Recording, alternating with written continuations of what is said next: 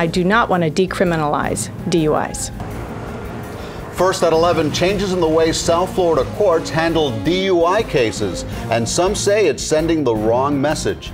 Good evening. You're watching CBS 4 News Tonight in HD. I'm Elliot Rodriguez. And I'm Shannon Horry. The Miami-Dade State Attorney's Office wants to change the way people are punished for driving under the influence. But there's a catch, and not everyone agrees it's a good idea. CBS 4's Gio Benitez is live at the State Attorney's Office in Miami with more. Gio, some people look at this as a slap on the wrist. Yeah, Shannon, but the state attorney calls it early intervention, a sort of rehab for first-time DUI offenders. When attorneys walked into Miami-Dade court Monday, they received this memo talking about a new initiative for first-time DUI offenders in non-crash cases. Some of those offenders would not see a DUI on their record. Instead, they would be charged with reckless driving. This is the first time we'll have it in Miami, and if it doesn't work, it should be thrown out.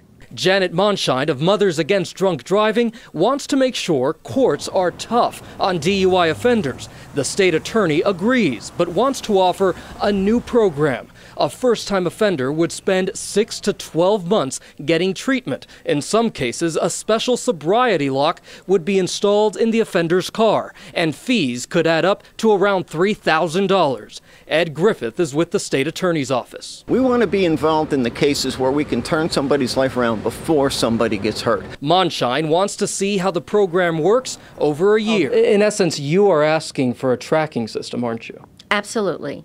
We want to make sure that someone who has offended and who's gone through that program, if that person reoffends, we want to be able to track. In 2000, Helen Whitty's 16-year-old daughter was rollerblading when she was killed by a first-time DUI offender. Ran off the road and onto the bike path and killed my daughter.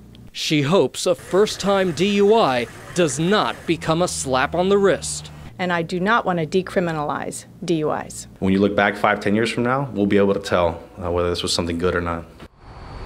And courts will be following these new guidelines officially over the next several weeks. We're live at the state attorney's office. I'm Gio Benitez, CBS 4 News Tonight. Thank you, Gio.